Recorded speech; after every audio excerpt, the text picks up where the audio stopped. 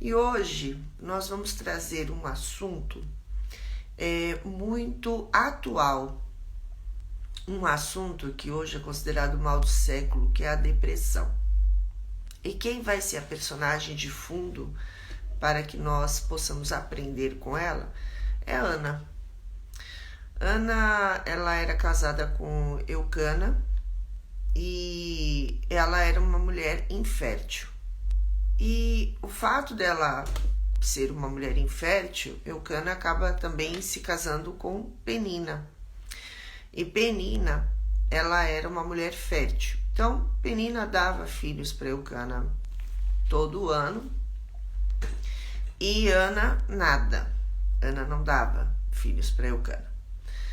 E só que tinha um porém nessa história, né? A Penina, ela tinha o prazer, né, de pisar em Ana. Então ela meio que fazia uma tortura, né, com Ana. Então ela destratava Ana, ela maltratava Ana e ela fazia questão de dizer para Ana que ela dava filhos para Eucana e Ana não conseguia dar filhos para Eucana. Então nós temos aí uma personagem de fundo que deixa claro ali que aquela vida de estresse que ela levava, né?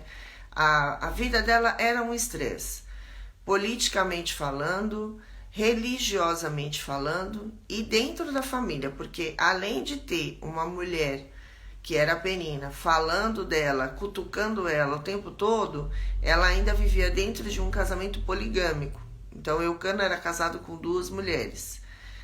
Na palavra fala que Eucana ele gostava muito mais de Ana do que de Penina. No entanto, ela vivia esse estresse de eu preciso ter um filho, porque isso era, na época, extremamente importante para continuar o legado da família.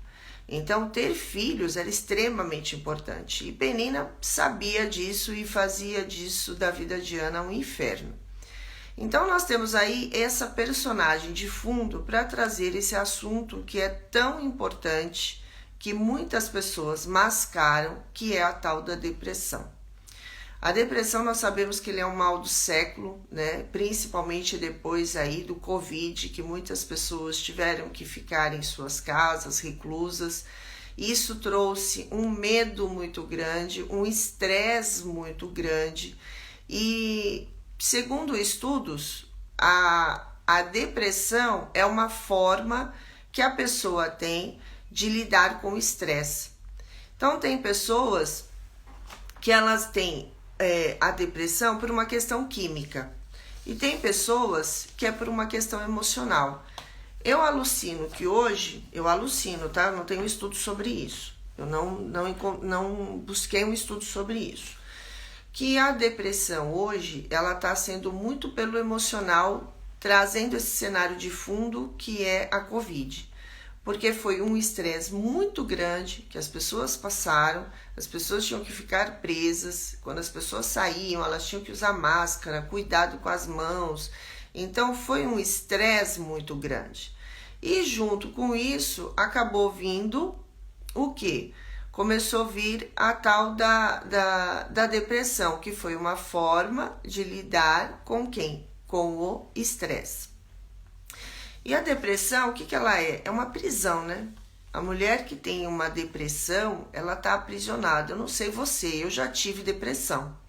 E quando eu tive depressão, era um momento terrível, porque eu lembro que eu fazia uma outra pós-graduação e eu não conseguia me levantar do sofá. Era uma coisa assim, parecia que era uma força que me sugava. Só que as pessoas que estão de fora, elas não conseguem entender o que uma pessoa com depressão ela passa. As pessoas que estão de fora falam que é frescura, que é uma preguiça. As pessoas não conseguem compreender que a depressão ela suga a nossa energia. É como se ela tirasse, é como se fosse um vampirismo, assim, arranca toda a nossa energia. E eu lembro que eu tinha dificuldade para levantar da cama, dificuldade para tomar banho, dificuldade para escovar os dentes. Se deixasse, eu passava dias sem tomar banho. Então, tomar banho era um sacrifício, escovar os dentes era um sacrifício, e tudo isso acompanhada de psicólogo, acompanhada sendo medicada para isso, e mesmo com tudo isso era uma grande dificuldade. Mas a pessoa que está de fora, ela não consegue compreender. E por que ela não consegue compreender? Porque a depressão, ela também ataca onde? A comunicação. Então, a habilidade de se comunicar, de se expressar, de se posicionar, ela também é roubada da pessoa que está em depressão. Então, ela não consegue se comunicar de uma forma assertiva, de uma forma posicionada, para explicar para o outro o que está acontecendo. Então, a pessoa que ela tem uma depressão, que ela está no estado depressivo, ela também tem essa dificuldade de comunicação, o que agrava ainda mais o seu problema. Quando a gente olha para Ana, quando ela estava orando, Eli achou que ela estava embriagada, porque ela balbuciava e ela não conseguia falar. Tamanha a depressão que ela estava. Então você vê que Ana, ela vai demonstrando ali, em alguns flashes ali, ela vai trazendo para nós o que é uma pessoa depressiva. Ela não tinha vontade de comer, é uma mulher que só chorava, ela estava ali que ela não conseguia se comunicar. Então nós vemos que ela vai trazendo para nós um cenário de fundo de uma mulher depressiva. E qual que era o outro cenário de fundo? O estresse. Então era a autocobrança de não ter filhos, e isso gerava um estresse muito grande para ela. Ela não tinha vontade de comer, ela não tinha vontade e ela se isolava, né? Então ela se isolava do marido, ela se isolava também dos familiares. Ou seja, a conexão dela, tanto vertical como horizontal, foi rompida também. Porque a pessoa depressiva, ela tem uma tendência a se isolar. Porque como ela não consegue se comunicar, ela não consegue se expressar, se posicionar, e as pessoas à volta não conseguem entender o cenário dela, então ela se afasta. Isso agrava ainda mais esse afastamento. Então, se não há alguém para tirar essa pessoa lá do fundo, pegar ela pela mão e tirar, ela tem uma tendência a ficar nessa depressão. E infelizmente tem pessoas que levam até o suicídio. E isso é muito sério. Então é um tema que nós precisamos olhar com muito carinho, porque é uma doença, né, sorrateira. Eu lembro que quando eu me dei conta, eu já estava totalmente tomada pela depressão. E eu saí por misericórdia de Deus, porque na época eu morava sozinha, numa cidade que eu não conhecia ninguém. Eu tava completamente sozinha. Então, quem me tirou da depressão literalmente foi Deus. E uma das coisas que a depressão faz é romper essa conexão com Deus. Eu lembro que quando eu estava depressiva, eu questionei a presença de Deus. Mas Deus foi tão misericordioso comigo que mesmo eu questionando a presença dele na minha vida, acreditando, na época eu falava assim, acho que Deus não existe, né? Porque está acontecendo tanta coisa, tanta desgraça na minha vida, eu não acredito que Deus exista. E eu lembro que eu fazia esse questionamento. E Deus foi tão misericordioso, né, que ele ignorou aquilo que eu estava falando e ele me tirou da depressão. Então eu não tive ajuda de familiar, eu não tive ajuda de amigos, eu tive ajuda de Deus e da minha terapeuta, né? Então assim, porque se também não fosse Deus para me tirar de casa e me levar para terapia, eu também não teria conseguido superar aquele problema que eu enfrentei ali naquela época. E eu lembro que a minha terapeuta me levou para um homeopata, e eu lembro que aquele homeopata, ele falou assim para mim que eu não poderia tomar aquela quantidade de remédio que eu estava tomando, que aquilo ia me trazer problemas seríssimos, né, futuramente. E eu lembro que ele falou assim, você vai parar de tomar esse remédio agora. E eu lembro que eu parei de tomar. Assim, eu ainda esperei, ele falou que era para eu parar na mesma hora, e eu lembro que eu esperei ainda 15 dias, que eu diminuí a dosagem do remédio, que eu tomava uma dosagem muito alta, eu diminuí pela metade, e depois de 15 dias eu tirei totalmente. Então eu demorei aí 15 dias, quase um mês, e eu tirei totalmente o remédio, e graças a Deus eu nunca mais tive esse problema. Mas veja o quanto que é sério isso, né? Se eu não tivesse a misericórdia de Deus para me ajudar, né, e me direcionar aí as pessoas certas, os profissionais certos. Então, quando se fala de depressão, há esse problema que é químico, que aí é necessário vir a medicação, e há também essa questão emocional. Ambos têm um estresse aí como um pano de fundo que leva a pessoa à depressão. Então, a depressão, o que ela faz nos sentir, né? Ela faz nos sentir uma mulher sozinha, confusa, ela traz uma grande frustração, abandonada, sem valor, indigna de sermos amados. Olha como que isso é forte, uma mulher depressiva se sentir indigna de ser amada. E ela rompe essa conexão, como eu já havia falado, tanto de uma forma horizontal como de uma forma vertical, ou seja, ela rompe a nossa conexão tanto com Deus como com as pessoas ao nosso redor, por conta que ela ataca a nossa habilidade de comunicação. E é interessante porque quando essa pessoa ela tem ela entra nesse estado depressivo, ela tem uma dificuldade muito grande de sair. E às vezes a pessoa está num processo depressivo e ela não sabe que está. Então eu peguei aqui os 7 sintomas principais que Timothy Foster ele lista de uma pessoa que tem a depressão ou que está entrando num processo depressivo. E qual que é o objetivo disso? É alertar você, mulher, porque pode ser que você esteja tendo algum desses sintomas ou alguém que você conheça. E aí é um grande alerta para que você ou busque ajuda ou você ajude alguém, né?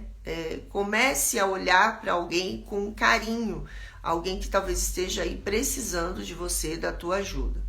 Então ele cita assim, o primeiro sintoma que ele fala é a insatisfação. Então ela aparece quando nós perdemos aquele sentimento emocional. Sabe quando ocorre assim, a gente vai fazer algo e gera uma insatisfação muito grande? E insatisfação geralmente é algo que acontece na nossa vida de uma forma até que, às vezes, de uma forma corriqueira, né? Eu criei uma expectativa para fazer determinada coisa e isso que eu gerei, essa expectativa, me trouxe, não aconteceu do jeito que eu queria ou aconteceu de uma forma totalmente inesperada, isso me gerou uma insatisfação. A insatisfação por si só, isolada, ela não é um sintoma depressivo. O sintoma depressivo, segundo Timothy, é de 3 a mais sintomas dessas 7 aqui que ele listou. Autoconsciência. Por que autoconsciência? Porque a pessoa depressiva, ela precisa pensar em tudo que ela faz. Então, a autoconsciência dela, ela fica, como é que eu posso dizer, bem exacerbada. Ela se torna uma pessoa muito autoconsciente, porque aquilo que fazemos de uma forma automática, a pessoa depressiva ela tem que pensar para fazer. Então, por exemplo, quando a gente costuma falar, né, no popular, né, quem andou de bicicleta uma vez, nunca mais esquece, pegou uma bicicleta, anda. Dirigir carro é a mesma coisa, dirigir uma vez, vai dirigir sempre. Não vai nunca ter problema. Você pode passar um mês aí sem dirigir. Você pode se engasgar um pouco nas primeiras marchas ali. Eu lembro que hoje eu dirijo um carro automático. E eu peguei emprestado um carro mecânico por uns dias. E eu lembro que eu assim, me atrapalhei inteira, porque quando você se acostuma a andar com o carro automático, parece que você desaprende a andar com o carro mecânico. E aí foi interessante, porque aí eu passei alguns dias dirigindo o carro mecânico, quando eu fui pegar o automático eu também senti algumas diferenças. Então eu me atrapalhava um pouco, mas a gente não esquece, nem de uma forma e nem de outra. A pessoa que está no processo depressivo, ela precisa pensar naquilo que ela fazia antes de uma forma automática. Ela tem que pensar, vou colocar a primeira, mas eu tenho que pisar na embreagem, eu tenho que soltar o freio de mão, eu tenho que fazer isso. Ela tem que pensar de uma forma, então ela gasta mais energia e ela vive um estresse, porque ela fazia aquilo de uma forma automática e agora ela tem que pensar para fazer. Ela tem que pensar para fazer um arroz ali, o que eu vou colocar, quais são os ingredientes, quais são os temperos, quantas xícaras de água para quantas oh meu Deus, de arroz.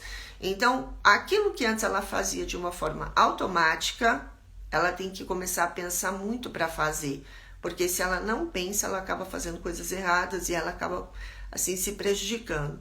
E isso gera um estresse, porque imagina a cobrança, que é uma pessoa que antes fazia uma coisa de uma forma automática, agora ela tem que parar e pensar naquilo no passo a passo, como se ela nunca tivesse feito isso antes na vida.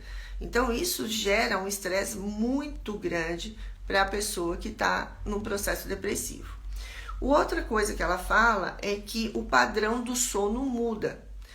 E ele muda mesmo, né? Isso eu falo porque eu já tive, como eu comentei, eu já fui uma pessoa que tive depressão. E ele muda. Então, ou a pessoa, ela troca o dia pela noite, então ela tem uma insônia terrível, ela não consegue dormir, ela só rola na cama, e aí ela vai ter alguns cochilos de manhã, passa o dia todo assonada, ou ela tem a tendência de querer dormir o dia inteiro. Porque o sono, ele passa a ser uma fuga. Então, a fuga dele, porque ele não quer viver aquele processo, ele não quer sentir aquela dor, ele não quer enfrentar aquele estresse. Então, ele tem a fuga do sono. Então, é uma pessoa que vai dormir muito, ela tem muito. Eu lembro que eu tinha uma dificuldade enorme de levantar, e eu lembro que o meu cachorro, ele lambia muito os meus olhos para até eu sentar na cama. E aí eu lembro que tinham pessoas que diziam assim, ele faz isso porque ele queria comer. Não, ele não fazia isso porque ele queria comer, porque ele realmente sabia que eu não estava bem. E é interessante que até hoje, eu sempre levanto muito cedo, até hoje, se eu deito para dormir, e sabe aquele dia que você fala assim, hoje eu vou dormir um pouco mais, ele tem uma tendência a ficar desesperado e começar a lamber os meus olhos para eu acordar. E eu falo, olha, tá tudo bem, deixa eu dormir, eu preciso dormir. E para ele foi um alerta, né? De que, olha, tem alguma coisa errada com a minha dona, porque minha dona sempre acordou cedo e agora ela tá tendo dificuldade de acordar. Então, muitas das vezes que eu levantava, era porque ele ia lá e lambia os meus olhos até eu me levantar. Porque, caso contrário, eu não levantava. Era muito difícil para eu levantar. Então, ele também fala sobre essa alteração do sono e a alteração da alimentação. A pessoa que está no processo de depressão, ela pode migrar de duas formas. Ou um excesso de comida, aí a pessoa passa a ter uma compulsão, ela come, mas ela nem sabe por que ela come, ela não tem fome, mas ela tem uma compulsão por comer, ou ela para de comer, ou ela regride completamente, ela não come. Então ela pode passar aí um dia inteiro sem comer. Se ela come, é de uma forma forçada. É a mesma coisa que tomar banho, de uma forma forçada, escovar dentes. Tudo que ela faz, que aquilo era normal no dia a dia dela, que é se banhar, escovar os dentes, cuidar do cabelo, se maquiar, a mulher para de fazer. Aquilo se torna assim, muito difícil para ela. Então, geralmente, você pode perceber que a pessoa que ela tem uma tendência, ou ela está ali, né, vivendo naquele processo depressivo, é uma pessoa que ela não se cuida, é uma pessoa descuidada, ela não cuida das unhas, ela não cuida do cabelo, se antes ela se maquiava, ela para de se maquiar. Então, assim, são detalhes, né? Por isso que eu falei para vocês que é de uma forma sorrateira. Você veja, a Ana, ela não ficou depressiva da noite para o dia. Ana ali, ela passou por um processo, né? Tanto que o estudo ali que eu estava fazendo, ele dá a entender, né? É uma conjectura de que Ana foi a primeira esposa de Eucana.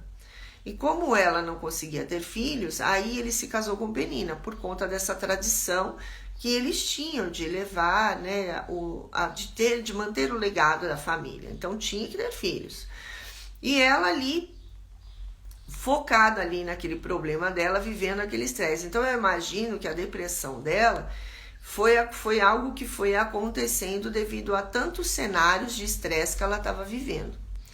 Outra coisa que acontece é o choro, né? E Ana, no texto ali, fala que Ana chorava muito, né? Tanto que Eucana questiona ela, por que ela tanto chorava, né? E o choro, quando a pessoa tem depressão, ela está no processo depressivo, ela realmente ela tem assim, como diria no popular, né? Ela fica a flor da pele. Então tudo é motivo para essa mulher chorar, né? Às vezes uma cena é motivo para ela chorar, um passarinho voando é motivo para ela chorar, alguma coisa falou para ela é motivo para ela chorar, tudo é motivo para ela chorar. Se ela é uma pessoa emotiva, como eu sou uma mulher muito emotiva, é uma pessoa que chora à toa por qualquer coisa. Do nada a pessoa tá chorando, né? Não tem nenhum motivo, mas a pessoa tá chorando. Então, o choro compulsivo, né? Esse chorar assim de uma forma desmedida, né? Por sem motivos, também é aí um sinal de alerta. A sexta coisa que ele fala, o sexto padrão aí que ele fala, é a perda da confiança na habilidade de realização. Então, é uma pessoa que ela começa a se sentir incapaz. Então, veja que a depressão, ela ataca os 3 pilares de uma mulher, que é a identidade, a capacidade e o merecimento. Então, quando essa mulher ela está nesse processo depressivo, ela não se reconhece mais. Ela não reconhece mais a sua identidade. Ela não reconhece mais o seu valor. E automaticamente ela não reconhece mais a sua capacidade de realização. Então, aquilo que uma vez poderia ser simplesmente um feedback ali de um trabalho que ela fez que poderia melhorar, que pode melhorar, para a pessoa que está em depressão, aquilo lá é assim, sou incapaz. Ela não consegue enxergar aquilo como um feedback para uma melhoria de um trabalho. Ela enxerga aquilo como uma incapacidade de realização. Então, a produtividade dela diminui muito, cai muito por conta disso, porque tudo que ela faz com muita insegurança, e se ela recebe algum feedback, que é normal, uma pessoa receber um feedback por um trabalho, seja pelo que for, isso é algo que todos nós recebemos o tempo todo, feedback. E ela, para a pessoa que está em depressão, o feedback, assim, para ela é um fim, né? Então, isso deixa ela pior ainda do que ela já estava. Então, ataca a capacidade de realização dessa mulher que está em depressão. E a queda de humor. Então, para ela, não tem nada mais tem graça, né? Você pode contar a piada mais maravilhosa para ela, aquela que está todo mundo chorando de rir, ela não tem graça em nada. Tudo para ela perde o sabor, a vida perde o sabor. Então, o Timothy, deixa eu pegar o nome dele certinho. O Timothy Foster, ele alerta, né, que se você, né, conhecer alguém que tiver 3 ou 4 desses sintomas, ele pode ser um alerta aí de um sinal de depressão. Então, se você conhecer alguém que tá aí, né, com 3 ou 4 sinais como esse, ou você tá se vendo dessa forma, né, não custa nada você procurar uma pessoa para conversar, procurar um profissional, porque a depressão, quando ela vem, ela pode vir de uma forma assim muito agressiva. E eu falo por experiência própria, e como eu disse para vocês, se não fosse a misericórdia de Deus por mim, eu não sei o que teria acontecido comigo, porque estar sozinha numa cidade, morando sozinha, era eu e um cachorro, né? Perigava até o cachorro, né, passar fome e tudo mais, e eu não sei como que eu consegui aí administrar tudo isso. Até hoje eu não sei como que eu consegui sair daquele processo, porque foi um processo muito dolorido, muito difícil, e graças a Deus eu consegui sair. Mas tem muita gente que não consegue sair, então nós não podemos banalizar a depressão. E Ana vem nos trazer, né, a importância de nós olharmos com carinho para tudo isso.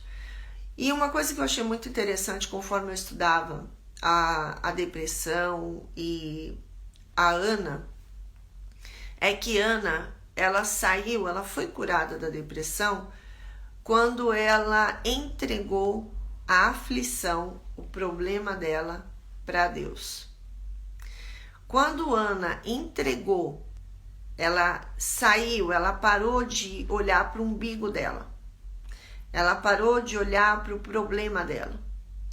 Quando ela entregou tudo para Deus, no momento que ela mal conseguia falar, que ela balbuciava, ela mexia os lábios, mal saía o som.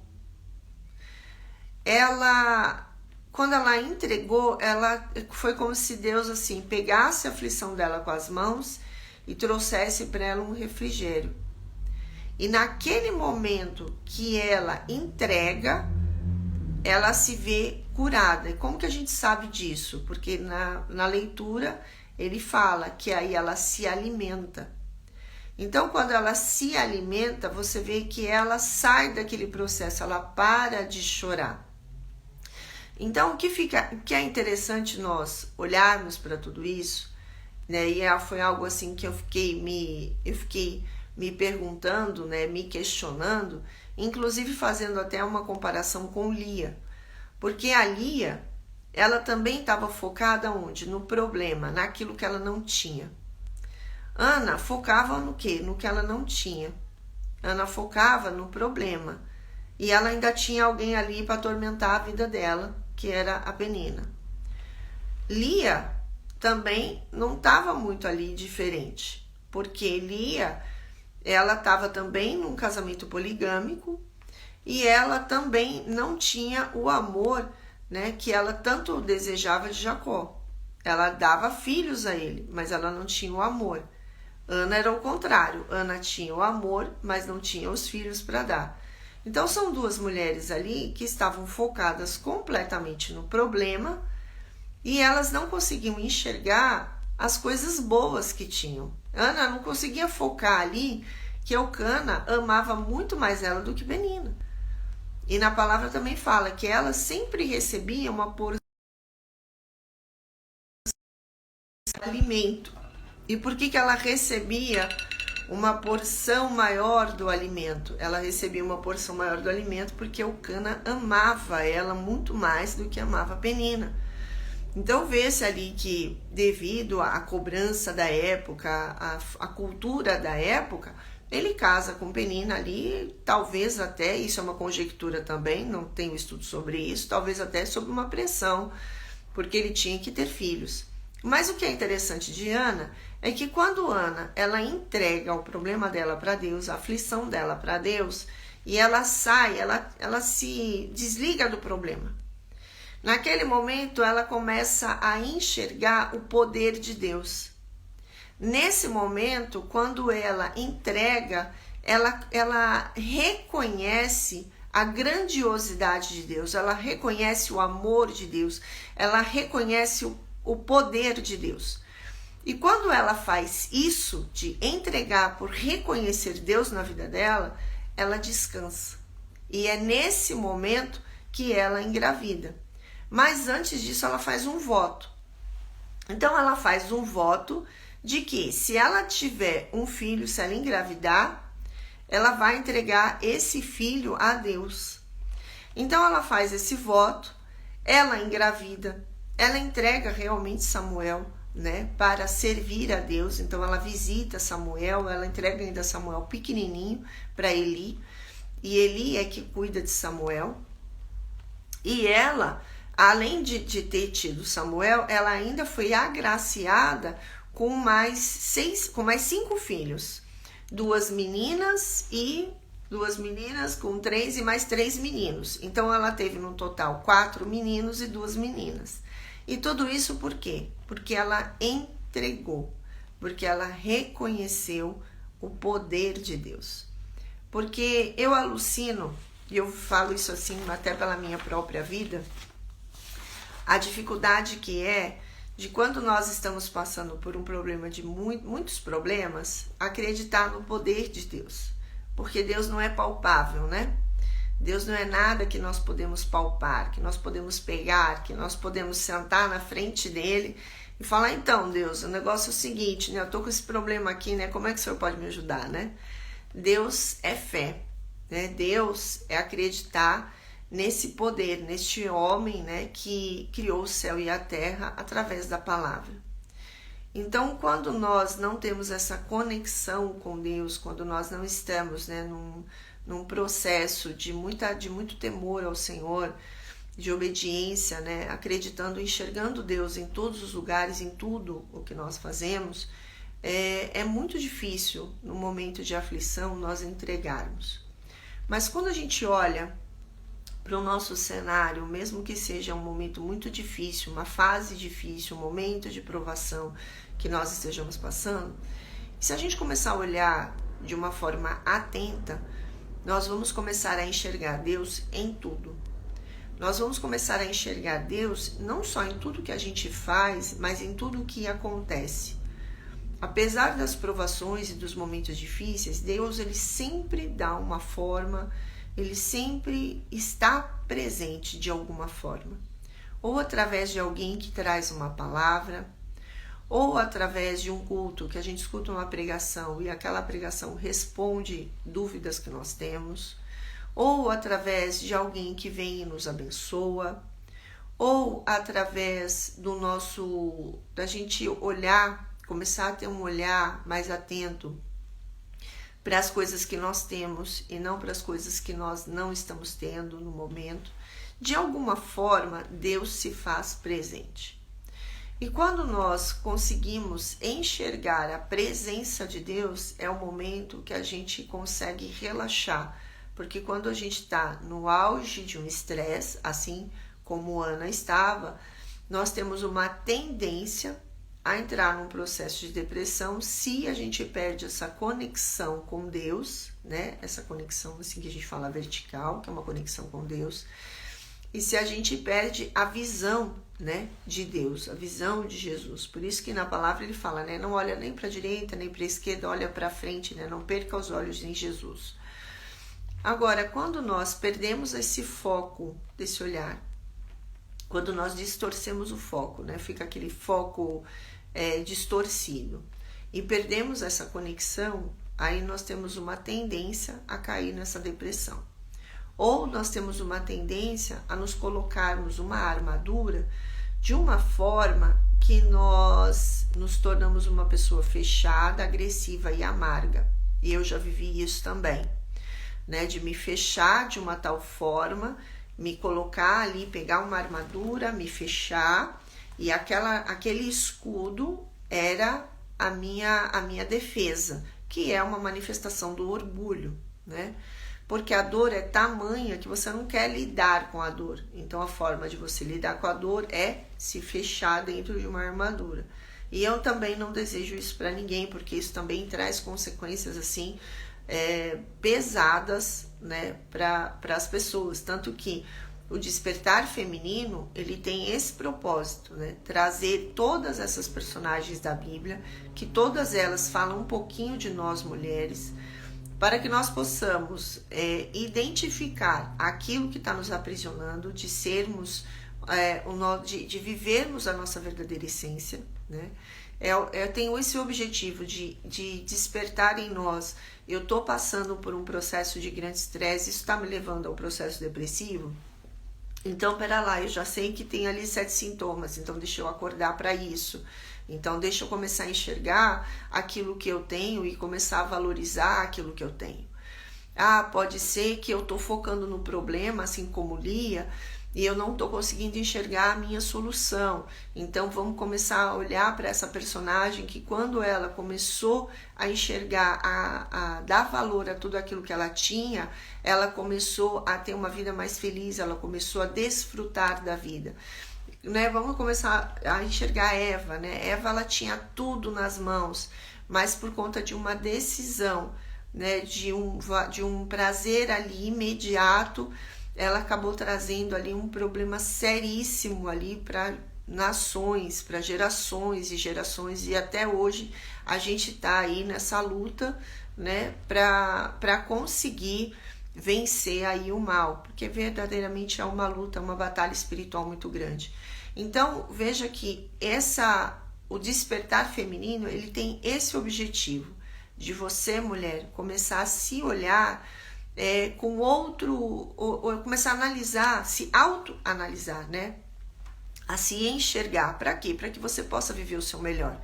Para que você possa, e para que você compreenda que assim como Débora era uma mulher extremamente usada por Deus, né? Ela era uma profeta, ela era uma mulher casada. Então veja, o servir a Deus não é única, ela não teve que abrir mão da vida dela para servir a Deus. Ela era uma mulher casada e devia ser muito bem casada, porque a ponto dela viajar com Baraque, sim, né, ir para uma guerra, né, porque ela tinha toda a estratégia, porque Deus usava ela dessa forma e ela sabia o lugar dela. Então ela não precisava invadir o espaço masculino, ela sabia qual era o espaço dela feminino, porque ela sabia quem ela era.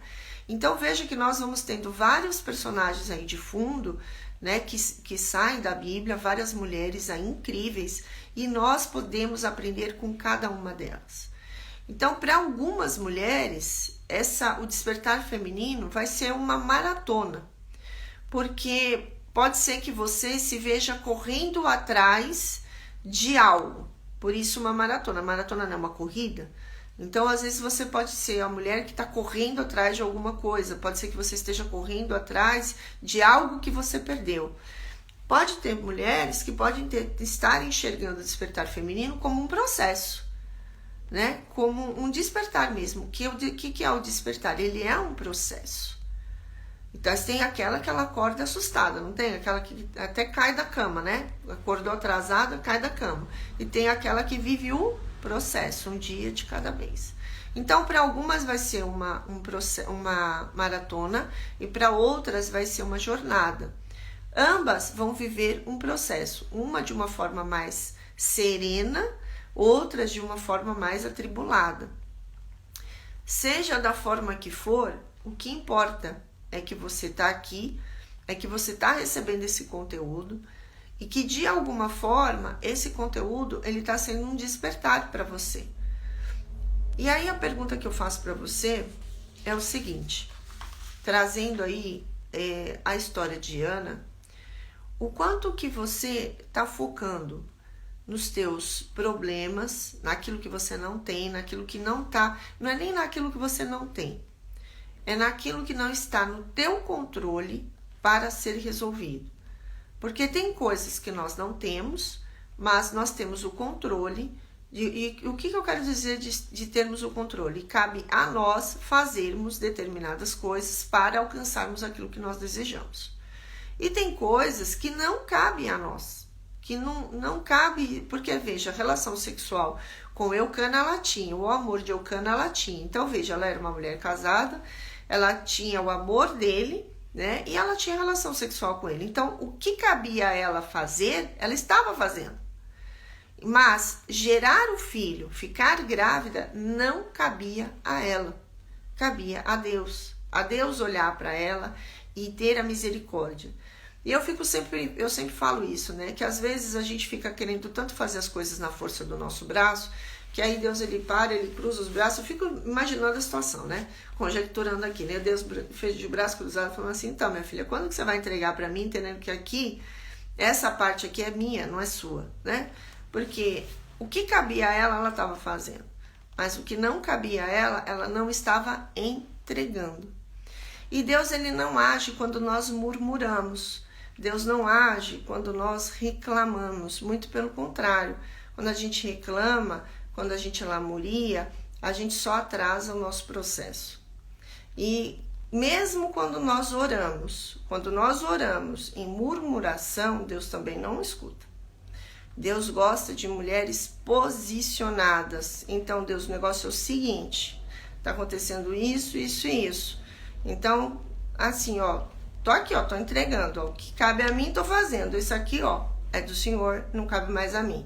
E entregar mesmo, sabe? Agora, ai, Deus, olha só, eu tô fazendo tanta coisa, Senhor, e olha só, as coisas não acontecem. Deus não escuta. Então, Deus, ele gosta de mulheres posicionadas. Deus ele gosta que nós estejamos de uma forma posicionada, de uma forma assertiva. Ele gosta que a gente ore, ele gosta que a gente adore ele, independente da gente estar tendo o resultado que a gente deseja ou não. Muitas vezes o Senhor não nos entrega algo porque ele está testando a nossa fé. Então ele está testando, tá? Eu não estou entregando, ela vai continuar adorando ou ela só vai me adorar quando tiver tudo um cenário lindo, maravilhoso. Então Deus às vezes ele está lá nos testando a nossa fé e às vezes também, isso é uma coisa que eu sempre falo, que quando nós estamos na prova, as pessoas que estão em volta também estão na prova. Penina estava na prova. E Penina não fez nada para ajudar a Ana, muito pelo contrário, fez a vida dela no inferno. Então veja, enquanto a Ana estava na prova, Penina também estava e Eucana também estava. Então todo mundo que estava em volta de Ana estava na prova junto com ela. Só que as coisas só se resolveram quando Ana, porque ela nunca perdeu essa conexão vertical. Então ela nunca perdeu essa adoração por Deus. Então o relato fala que ela viajava 16 quilômetros uma vez por ano a pé, 16 para ir, 16 para voltar, para poder adorar a Deus.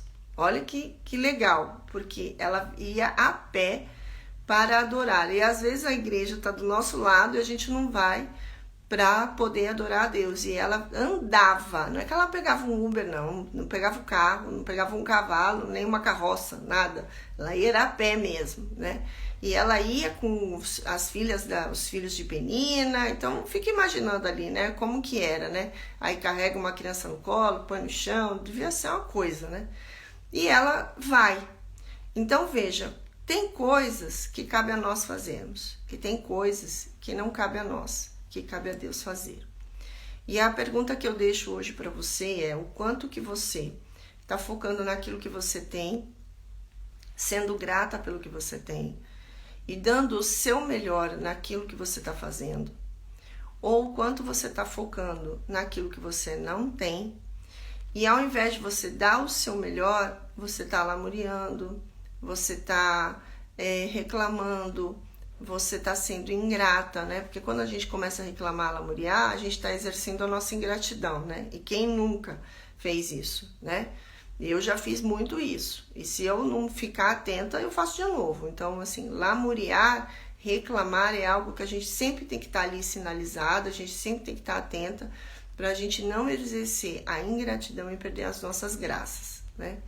Então, eu finalizo hoje deixando essa reflexão contigo, o quanto que você está focando nos teus problemas, naquilo que não cabe a você, o quanto que você está querendo ficar no controle de tudo, acreditando que tudo depende de você e nem tudo depende de você. E o quanto que você está entregando, né? E fazendo a tua parte. Então fica aí essa reflexão